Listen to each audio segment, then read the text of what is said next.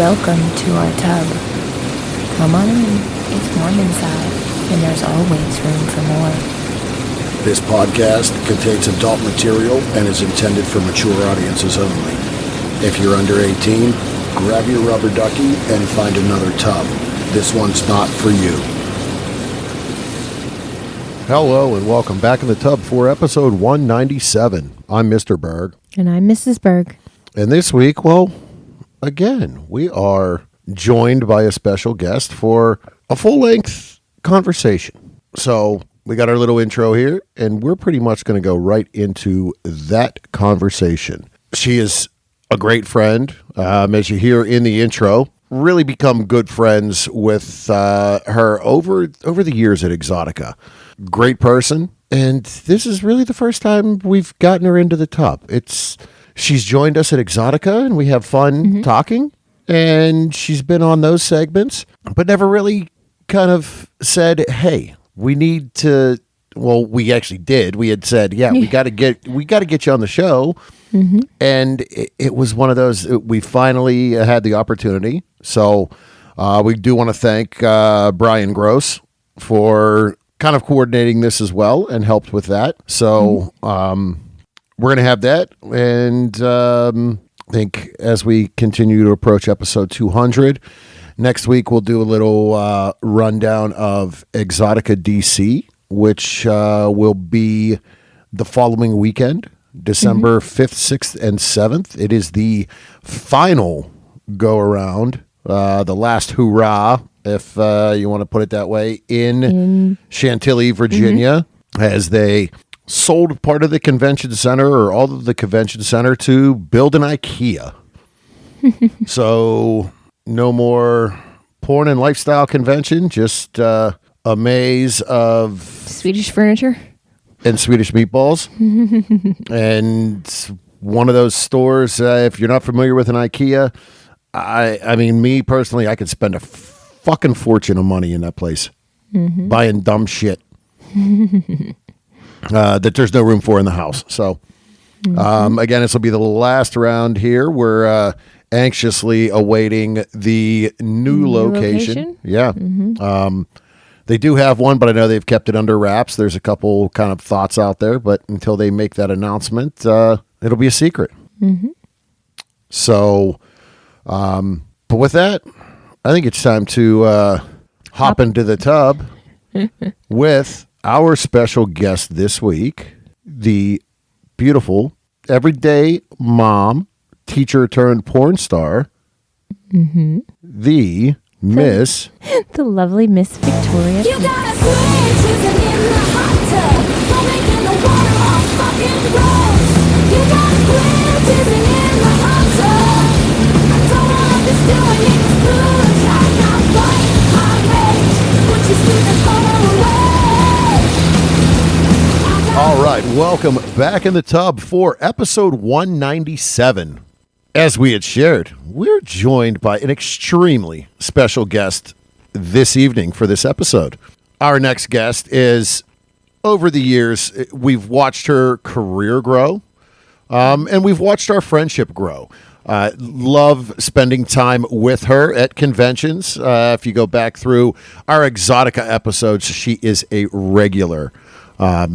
Whether it's hanging out at her booth or chatting the night away.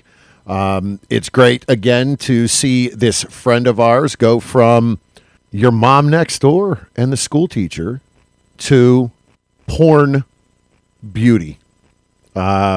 And again, continue to grow within this industry. We are glad that she took some time out of her day today to sit and chat with us. And we do want to thank Brian Gross for helping get this coordinated. So, once again, please welcome Miss Victoria Peaks. Hi, y'all. Hey. So, as we said in the intro, numerous Exotica interviews, dipping the toes in the tub, and now we got you all the way in the tub with us for a full episode. Yeah, it's about time that I'm just diving on in, yeah? And well, you know you're always welcome. There's always space for you.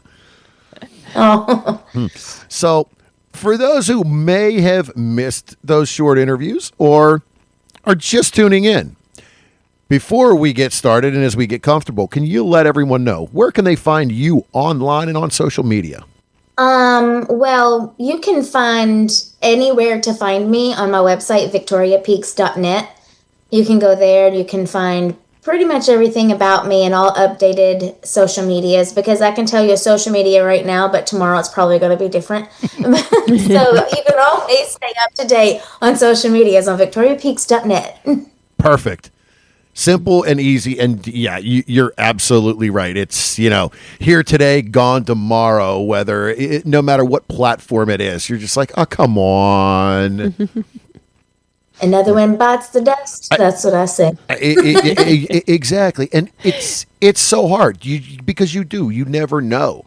We're going through it right now. We finally got the show up on YouTube. Mm-hmm. And ever since I got the audio side of the show up on YouTube, it's been getting dinged. And it's been getting dinged for, I uploaded almost 200 episodes at once. There might be episode 40 had a link from our guest on it. And that link went to a nude website, a website that showed nudity. So I'm like, oh, all right, boy, it's a matter of, it's been 36 hours and we already have like 3 warnings. I'm like, okay. Yeah, I mean, I was literally scrolling through X earlier, and it pinged me while I was on there. I was like, "What the heck happened?" And it said that my banner up top was inappropriate, and I was like, "I'm fully clothed. I not even have a nip slip, and what?" And then you're trying to appeal it, but it's like, no, it takes you right back to just to delete it and change it, and I'm like, again, I was like, I've seen plain like full out boobs on there, and you're gonna come at me with the fully dressed. I was in my teacher outfit. Yeah, it is. It's wild. And then like stuff that they flag sensitive. We had one the other day that we responded to someone's post with a meme of a dog shaking its head and saying yes. It was flagged as sensitive content, and we got a warning for posting sensitive content. I went, "This is a meme that I pulled right off of your app. What are we talking about?" It's insane, totally insane. Yeah, my view of social media for anybody in the adult industry or anybody associated with it is social media is that husband that keeps abusing you, but you keep going back to him. Because that's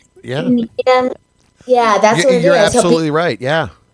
Then you just jump back in there and you keep going, and then he'll beat you down again, and then you just keep going. Yeah. That's social media. And that's the problem too, because it's your marketing and advertising. It's free, so you have that's the best way to get out to your fans. But it is such a headache sometimes. So it's the nature of the beast that you despise. It's a love-hate relationship. Oh, 100% love-hate. It's like everybody that needs it hates it, and but like you said, it's the only way we can market ourselves. We don't have anywhere out there that we can really showcase who we are and everything about us. So that's the only way to do it. Yeah. Yeah, it definitely, it's changed the industry over the years, without a doubt. I mean, as we look, you said, your website, that's the place to go. Well, that's probably the biggest change over the years of this industry is everything is right here on this computer as we're sitting here talking today. Go back 15, 20 years ago, it was DVDs and VHS. You didn't see this on. It wasn't on the computer. In the magazines, that's how you could find me. That was it. Yeah. Now you can barely even find a print magazine. Yeah. I know. I've been in a few magazines, and I'm like, I really want to keep like that one copy because I still get all like giggly. What? I'm in a magazine? That's so cool. Let me buy it. And I'm like, where can I get it? And they're like, online. Oh, you have it. Oh, look, we just happen to have the Night Moves June 2025. Victoria Peaks is in here. Fun. Yeah, that's still printing, and I love it. And Paul, the guy that runs Night Moves, he gave me in Miami a whole stack of them. He goes, here, sign them for your fans, send them out. So I was really, really excited about, a printed magazine. I love it. Yeah. But yeah, you're absolutely right. I mean, I remember. Do they even print Playboy anymore? They did go back to print at some point this year. They had gone out of print and were all electronic. And I know I haven't seen an actual hard copy, but because where the hell do you get it? You have to buy it as a subscription and mail it anymore. Yeah. But I did see, and I believe it was sometime early this year that they actually turned around and they went back to print, but they hadn't printed in years. Yeah, whenever I first got back in the business, that was the one thing I was like, ooh, let me go out for Playboy. And then they're like, wait, there is no more Playboy. And I'm like, wait, what? Yeah. I mean, now we have our online stuff, so you can go into Playboy and, it's almost like any other subscription site. You can be part of Playboy. So I'm like, so that's cool. Yeah, let's. Yeah, but it was always nice to have a stack of magazines underneath the bed. I mean, I have boxes of magazines down in my basement of Playboy because I was a VIP subscriber, so they literally mailed it to me. Every new issue is mailed to my house, and I have at least 3 or 4 boxes downstairs of Playboy magazines. Nice. They're vintage collector's items. Yeah, now they're in my old baby diaper bags, like my boxes that my diapers came in. Now I have. I'm like, oh, look, I went from Playboy to diapers. Great. Nice.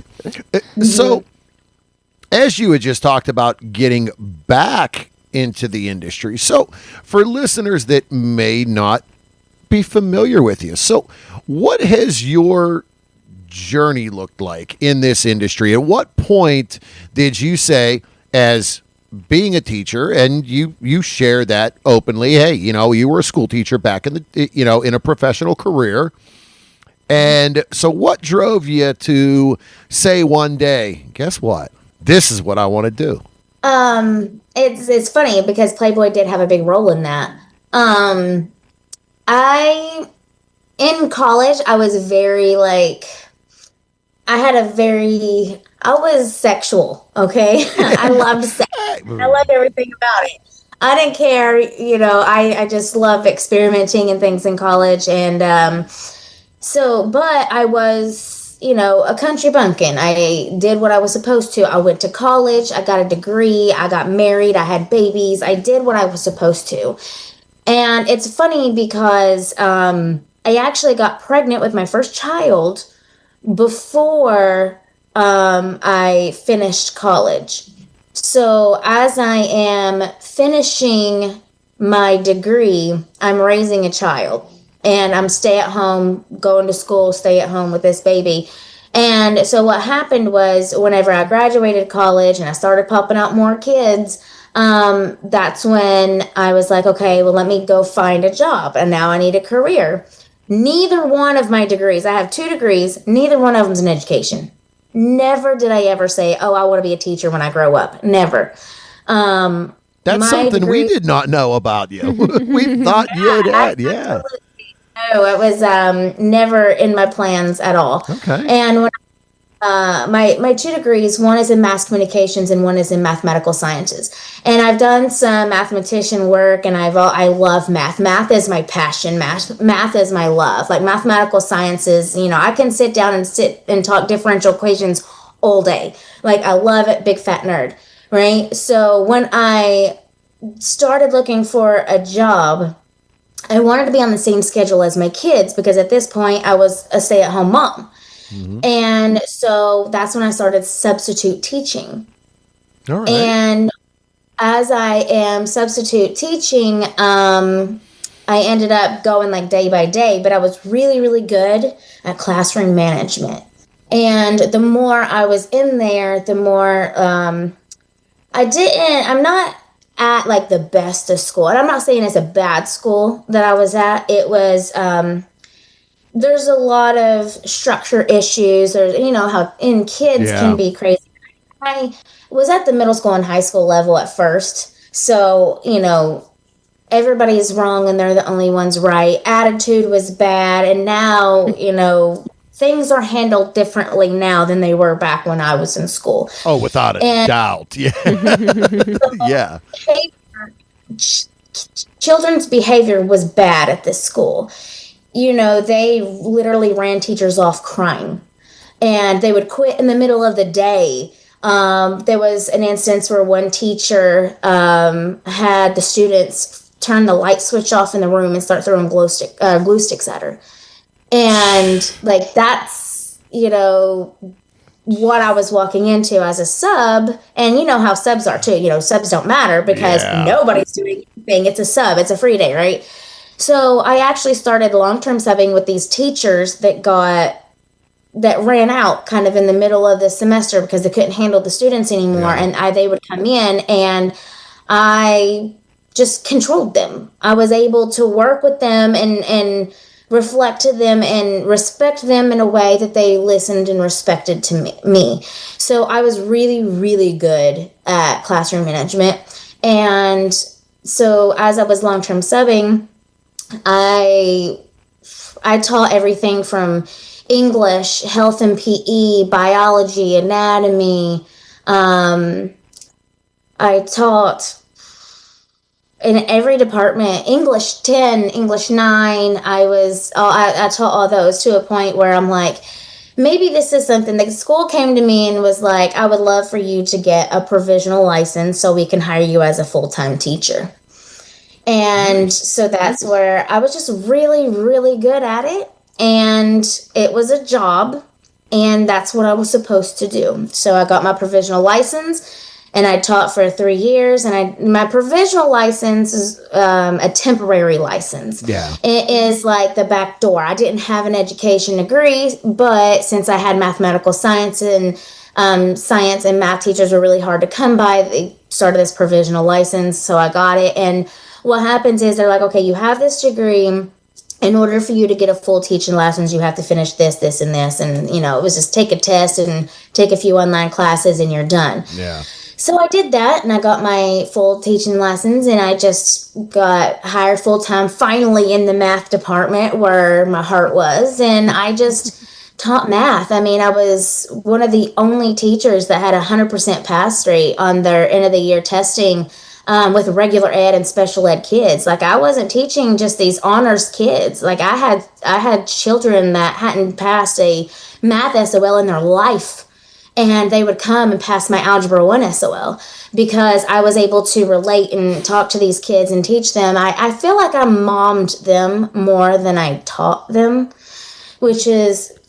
But you figure out what works. As you said, the kids are different nowadays than we were. It was, when we were in school, it was sit your ass down, here, shut your mouth, here's the work, do the work. And you were like, yes, the respect and everything was there. There's a lot of that is not there.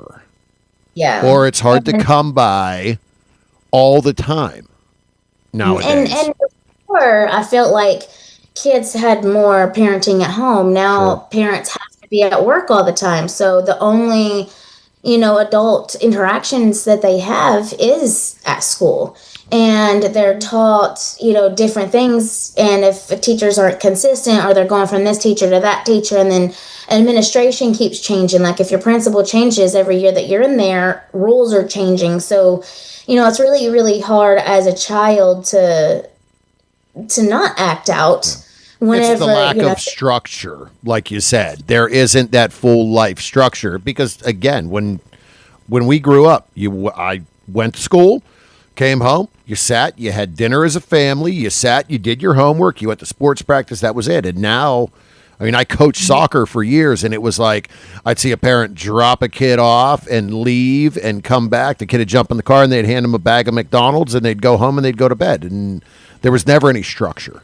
Yeah, no, I see that all the time because I coach as well. So, from teaching to coaching, and I saw it very well. And I think I was able to give the kids a little bit of I was more of a motherly role than I was a teacher role. That's how I feel. Awesome. Like I was able to teach them But a big issue was I was so worried about mothering 150 students every semester to whenever my mom called me and asked me what my daughter wanted for her birthday and what she was into and what her favorite color was, I was like, her favorite color is pink and she likes Barbies. And then the next thing you know, my mom buys her this stuff and her favorite color is purple and she likes like something else. And I'm like, wait, when did this happen? When did this change? Yeah. So it was hard on my family life to be such a successful teacher.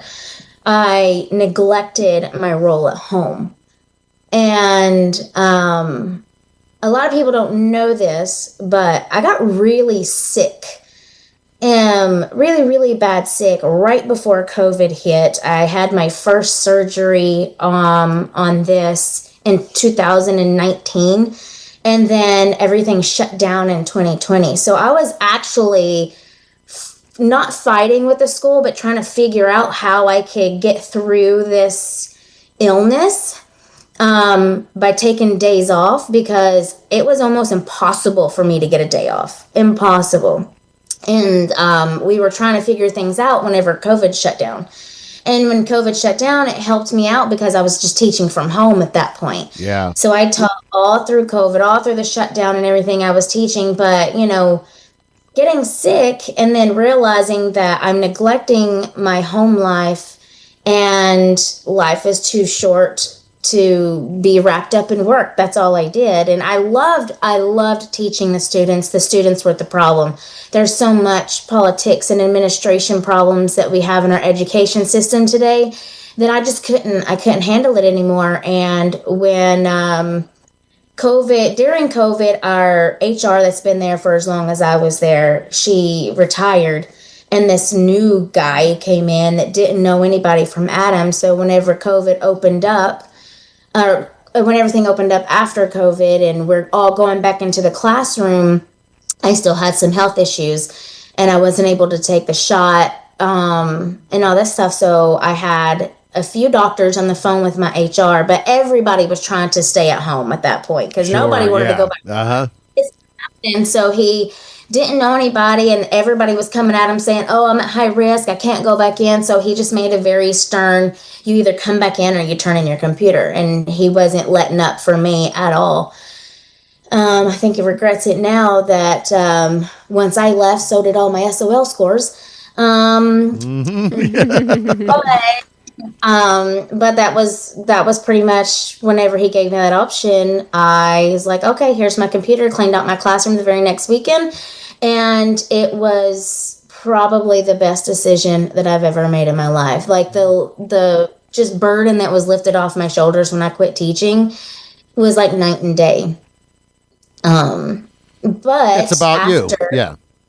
Yeah. But after COVID, nobody was hiring. So now I have no job, quit my job. I'm looking for jobs in either one of my degrees. I'm pretty much starting over new, and it got really, really stressful. And I sat down with my husband and he's like, well, what is one thing that you've always wanted to do, but you never had the chance to do? This is your time. This is your chance to do it.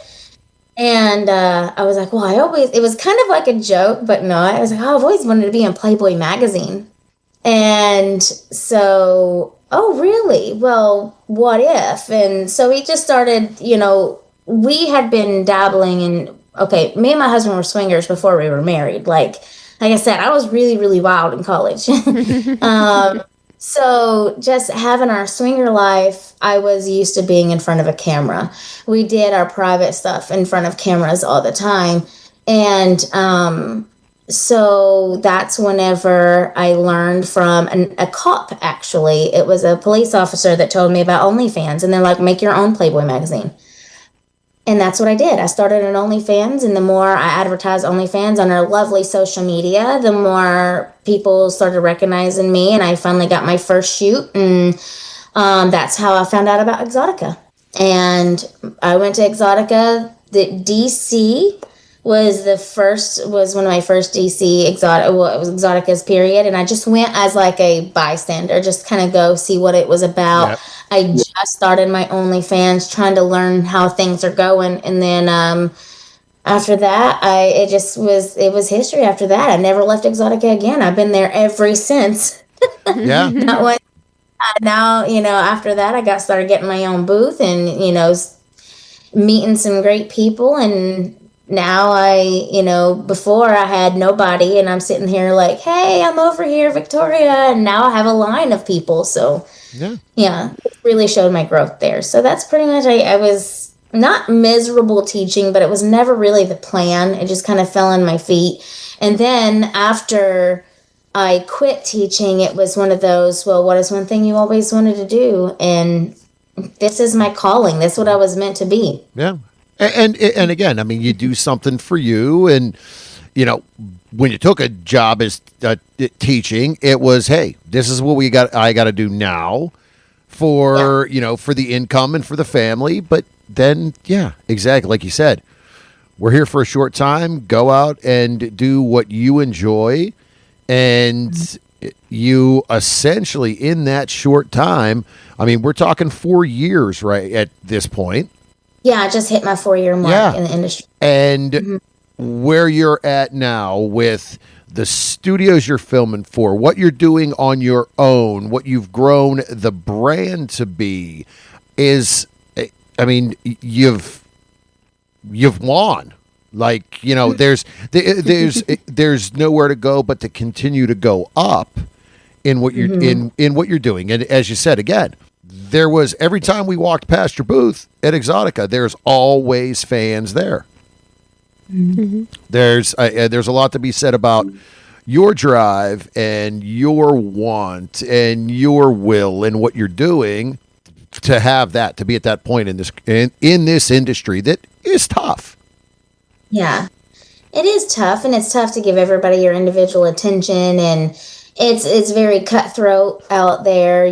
People that you think are helping you in the long run, you find out are using you, or the people that you have always heard is bad really ain't so bad. And it's a very, very cutthroat industry. And at this point, there are 100 girls out there, more than 100, that'll do the exact same scene. So why choose me? Sure. What makes me special? Why should they choose me when there is 1,000 other girls out there that'll sit there and do the exact same, or if not more than what you would give them? And so it's good to have I like the fact that I'm able to tell the story that I was a teacher. I think that singles me apart from others, because I didn't lose my job because a naughty video was found with my husband on OnlyFans. No, I chose to leave, and I chose to be here. It's not my, oh, well, I've caught, so now I have to be in the industry. No, I chose to be here, and I chose to stay. I could have left after, I could have stayed on OnlyFans and not done porn sets. I could have just done a little bit of what I had and then just went back to being the me, or going back into, a vanilla world. I could have, but I chose to be here because this is where I feel like I belong. I love meeting my fans. I love meeting the people like you guys. I love, the family of the industry versus me being able to express myself on the camera and enjoy what I've loved since I started doing it, and being able to express that joy and bring that joy out for others to watch. So that's why I love what I do now. Yeah. And you're right. And we've said in so many of these interviews, the industry really is, there's a family dynamic. Yes, just like any industry, there's the bad people, there's the users. It's a family atmosphere. It's dysfunctional. Every family has dysfunction. But at the same time, there really is that, coming together. Exotica show that. Yes, you could have stopped and went elsewhere and, again, gone back to the vanilla life, the vanilla world, corporate America. but you're driven, you have the vision and the plan, you enjoy what you're doing, and your fans keep coming back.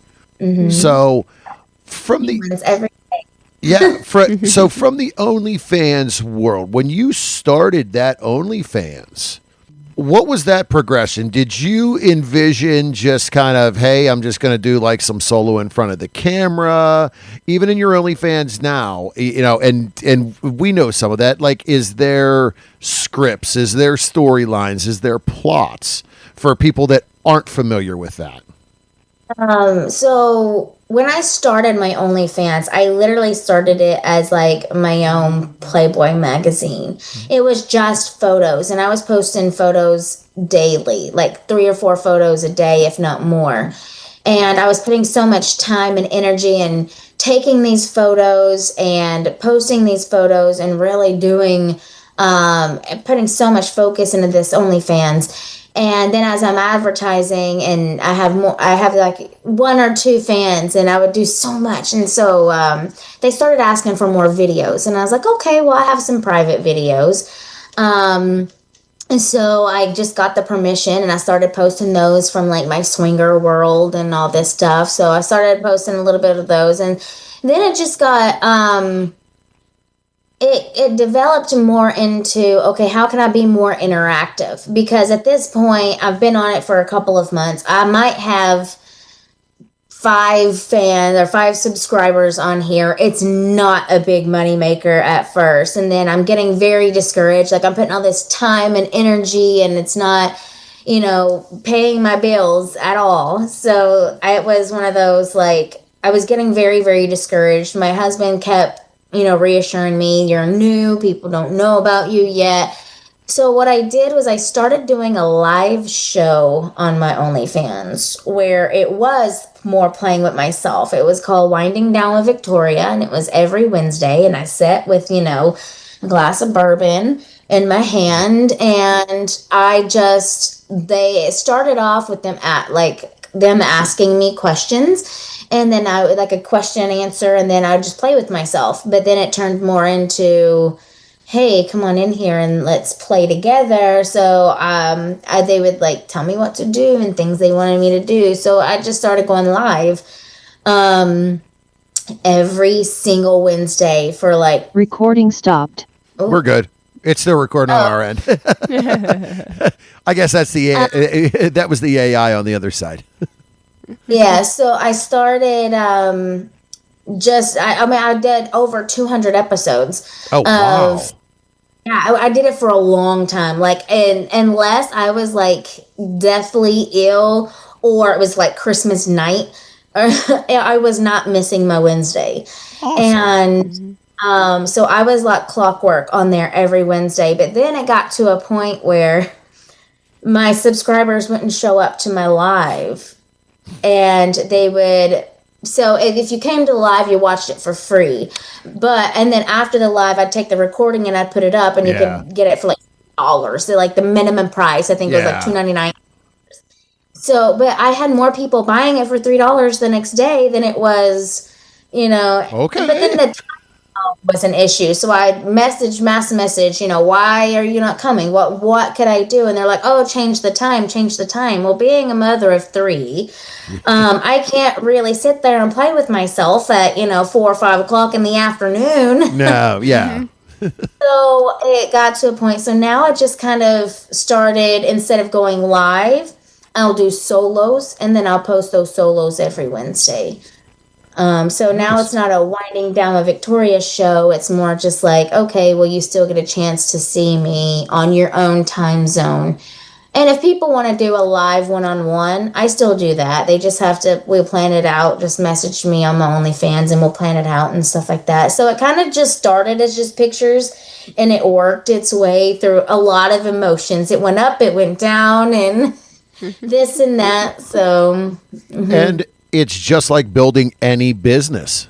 Essentially, you're going to find out what works, what is the best return on your investment, and trial and error.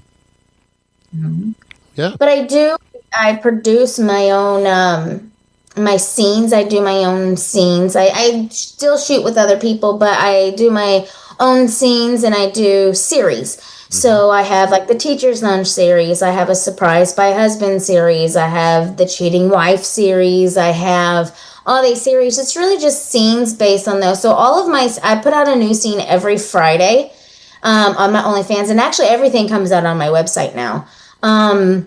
So I put out a scene every Friday, and it's like, I don't know which one this Friday is going to be. It's going to be a teacher's lounge. Is she cheating on her husband this week? What is she doing? What's going on? So there is scripts. It is the story of all my scenes they have a story, especially like I like the Halloween themed ones. You know, that's where the zombie orgy is coming in. Well, and that's what I was going to say. I mean, yeah, because as we were in New Jersey, you had your Halloween scene come out literally right after we left Jersey.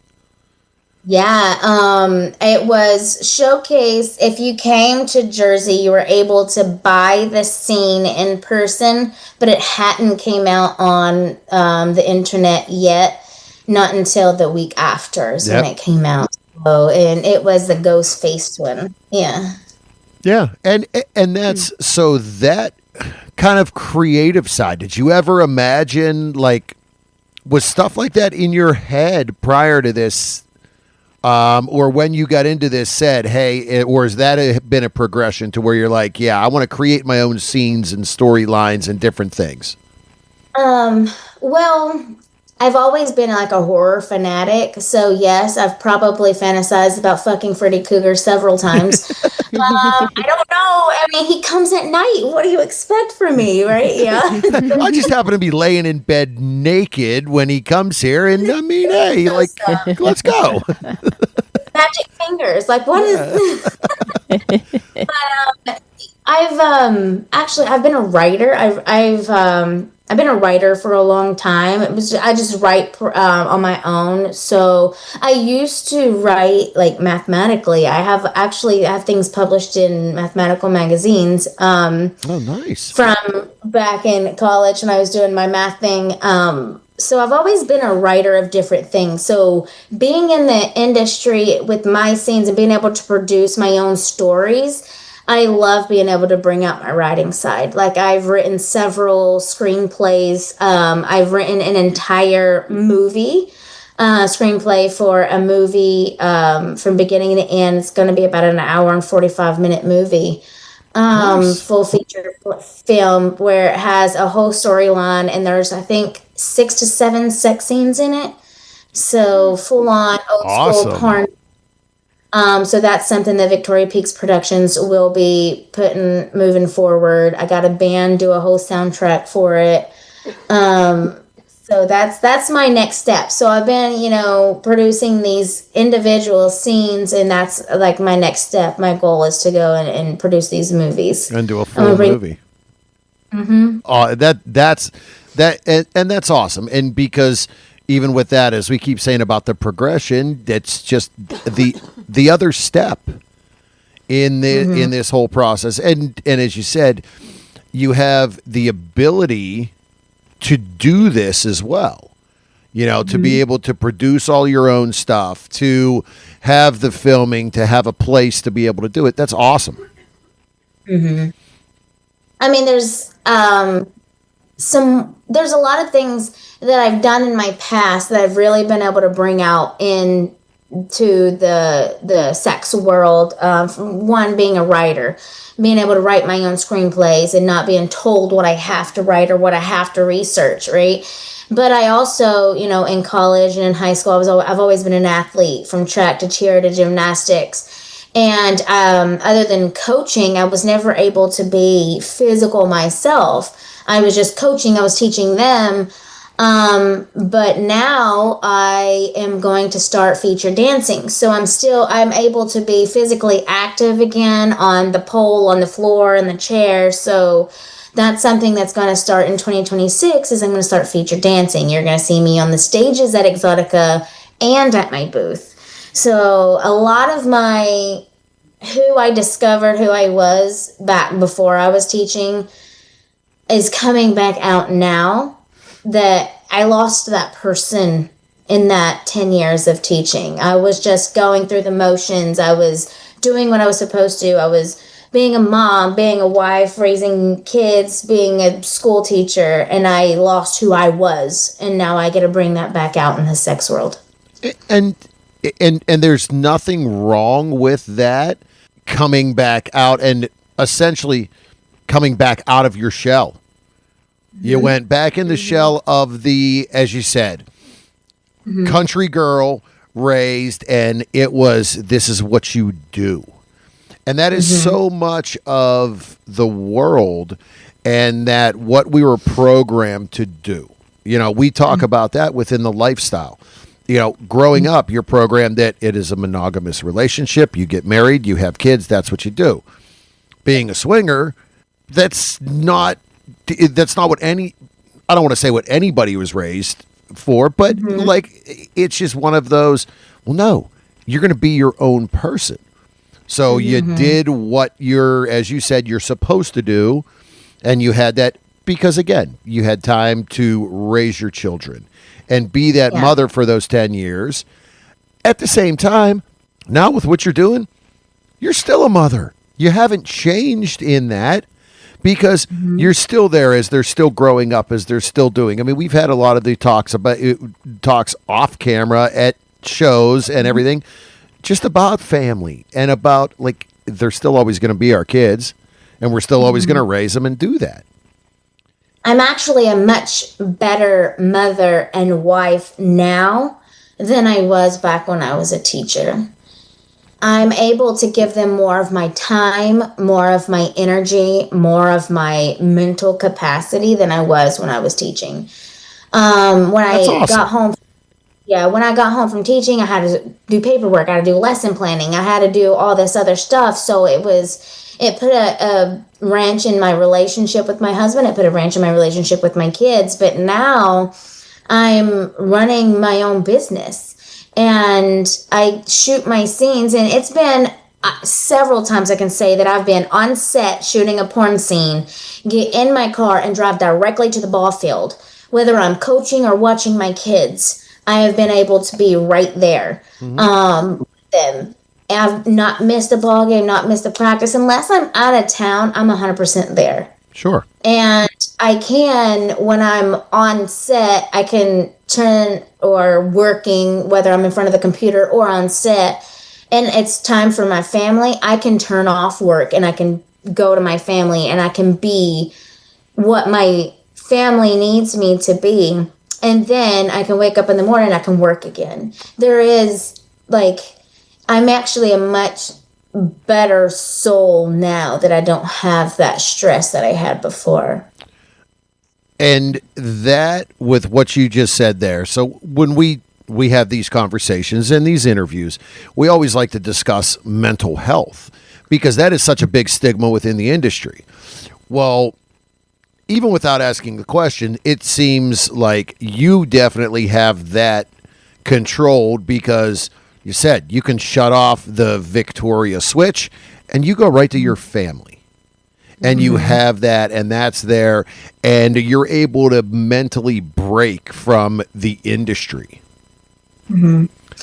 I think that's one of the biggest things, that if you ask any successful sex worker, and I'm not going to just say, porn star, sex worker in the world, if they are successful and they are not if they're not totally crazy at that point, if they are controlling their mental health, the first thing they'll tell you is that you have to have a life outside of the industry. At the end of the day, this is our job. This isn't who we are.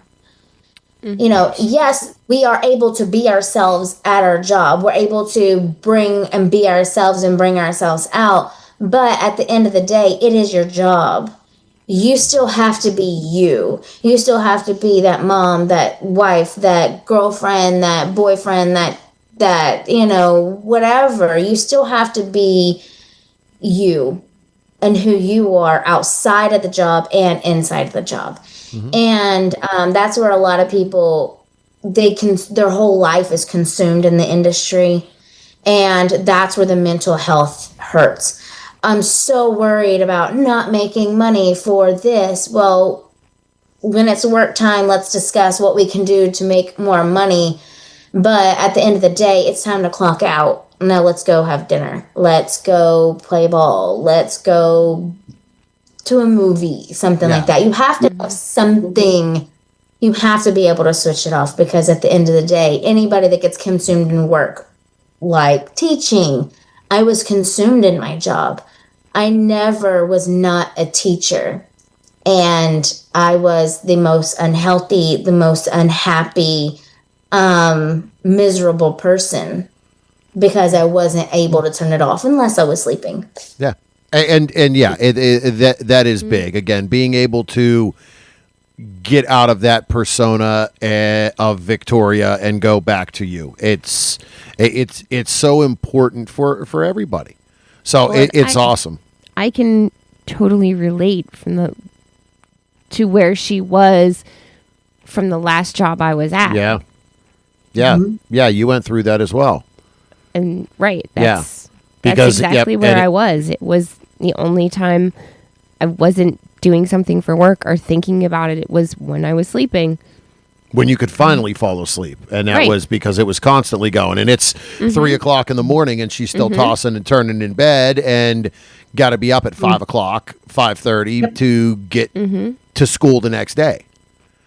I mean, it's the same issue that my husband had when he was an industrial hygienist. Like, when he got home, he had reports that he had to do, or he was so busy doing this and this and this for this person when he was at the office, or he was at a job site, and then he has to get all the paperwork done. Like, what people look at people in sex work as if it's a taboo thing, but at the end of the day, it's just a job. It's a normal career, like a doctor, like a nurse, like a industrial hygienist, like a teacher. Every job out there is the same. If you consume yourself in it, you're not going to have the mental health that you need. It's not just sex work. Yeah. And literally the only difference is there's a small percentage, just like any other job, there's a small percentage of people that can be in sex work that someone else is going to pay to see them nude and have sex. I mean, at the end of the day, it's just like any other. It's just like any other job. You know, there's people that are going to pay me money to have me cook for them. You know, and they do the same for you to see a scene. But at the end of the day, you're going home, you're taking care of the family. You get up in the morning and you put your pants on one leg at a time. I'd say you put panties on one leg at a time, but you know, some people don't wear those. Not normally, but I have really cute booty shorts that I had to put one leg in at a time. Yeah, and again, and you know, we really like to, and have tried over the coming up on 200 episodes with this show to get fans to realize that if they don't either, because they see you on set, on screen.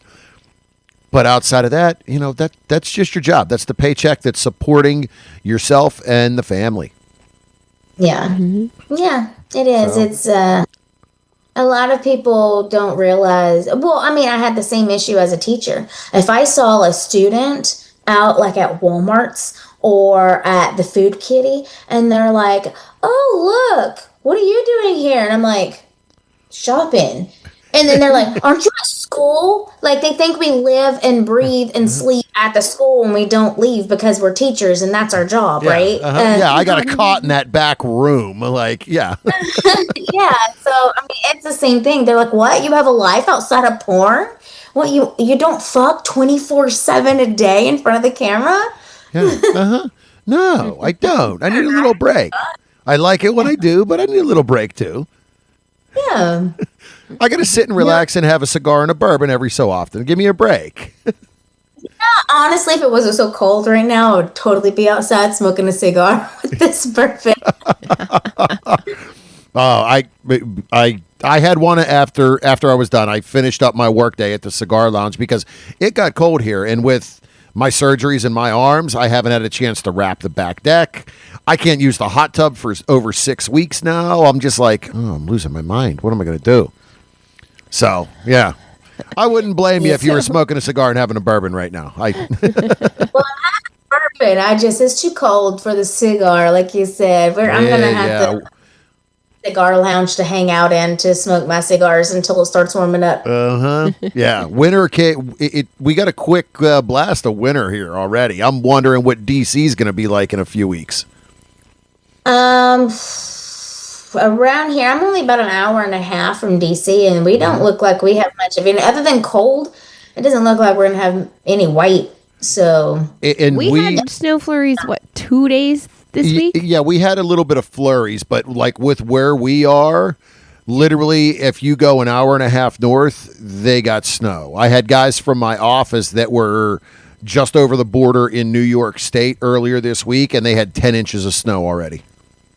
Yeah, my sister is up in Michigan, and she messaged me with like a foot of snow and a tree already fell on her car. And I was like, oops, not my way. Yeah.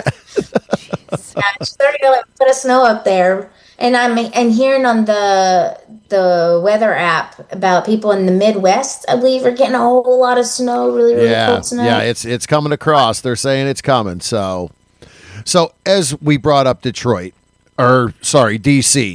you know, and you talked earlier about AVN, and so you pretty much run through all the conventions. Is that correct? You hit all of them. So AVN, do you have a booth? Do you sign with someone? Do you just go out to hang out? I do a little bit of both. Like, I've never had my own official booth other than like the couple of hours the AVN has me at an AVN booth. Okay. I was signing at the Legends booth with James Bartolet there for the last couple of years. But this year, I don't know where I'm going to be. Okay. I'm going to think on that. I haven't, that's in January. I still have a few conventions before then. Yeah. I will have a booth at DC Exotica. I'll have my own booth there. And I will have my own booth at X3 in Hollywood the week before AVN, also in January. Nice. So I'll have my own booths there. AVN is just so big and so crazy. I'm not exactly sure if I want to just kind of sign somewhere else or go ahead and get my own booth. It's still a kind of a toss-up right now for AVN. And there's a lot that goes into that, because essentially you'll be at X3 the week prior, and it's like, okay, if you have all the stuff for your booth, do you just throw it into a car and drive over and then stay in Vegas? But then you're out of town and away from home for 2 weeks by the time that's all said. Like, those two back to back are just, it's crazy. I couldn't imagine that from a performer's standpoint. I do wish that they would give us at least a month in between the two, but in a way, I'm already gone on the West Coast, so you might as well stay the extra week and get it all done at once. So there's good and bad that comes with all of it, but it is hard to be away from the family for that long, especially that I have a daughter that has a birthday in January. So I usually try to take that time to fly back for at least a day to spend time with her before I fly back to the West Coast. So it's a lot of flying back and forth, or I'll just stay out there and we just do extra special things for her birthday. So there's a lot of like give and take when it comes to that. But AVN and X3 are really worth it. It's one of the only times I get to be with my fans on the West Coast. Sure. Yeah. Mm-hmm. Yeah, so that's why I definitely make it a point to be there, at least, if not the whole time, most of the time, because it is my only time of being able to see my fans from the West Coast. Yeah.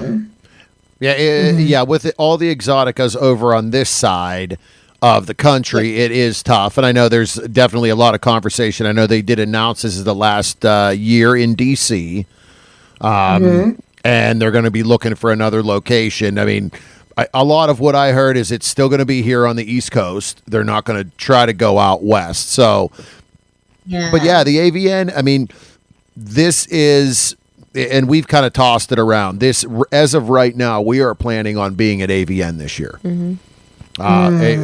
We are planning to go out. We're going to spend probably a week. We're going to get out there the Sunday prior and then leave the Sunday after the awards show. That's kind of what it's kind of what it looks like now. And I talked to Izzy me and Izzy have talked about it as well. So it could be fun. It's going to be an interesting experience for us. That's for sure. Yeah, we're going to have some cheese and bourbon and cigar. Yeah. Oh, yes, we will. You know that we're not traveling anywhere without some good charcuterie, some cigars and bourbons. I mean, that's a given. You mean it's not a ghetto cuttery board? Yeah. Hey. It's a ghetto coochie board. Sliced cheese. Hey, I think I may have just found Victoria's Christmas present this year.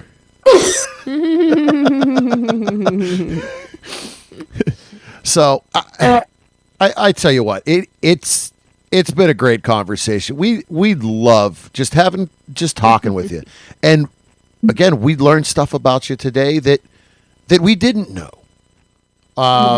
Just about your journey.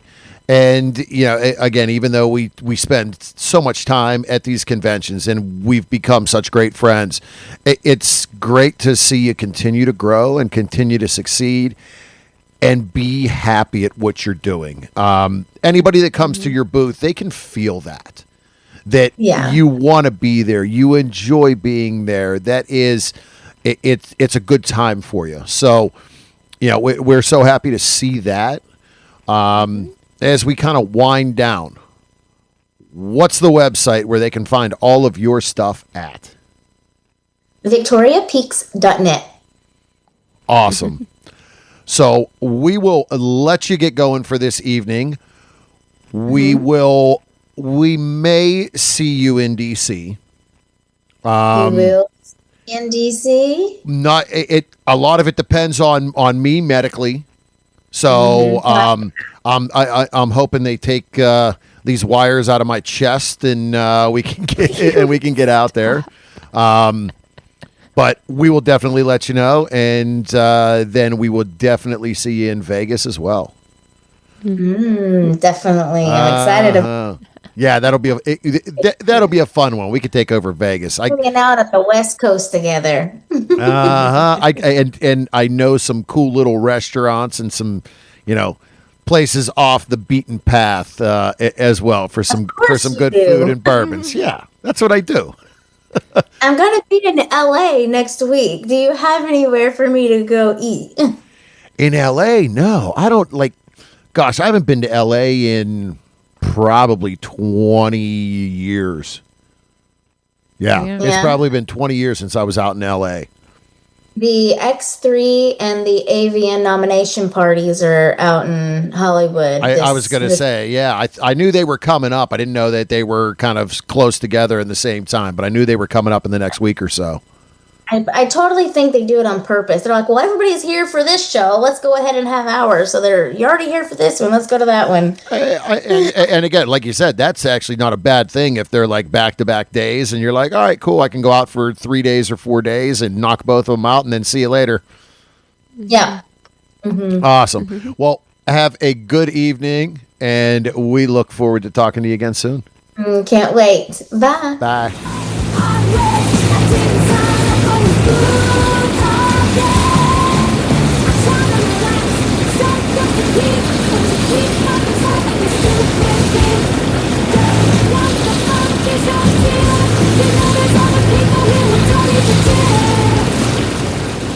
All right. Well, there you have it. Our conversation with our true dear friend, as we said, Miss Victoria Peaks. And the spin, the openness that she has of sharing her story and really hey, this is me.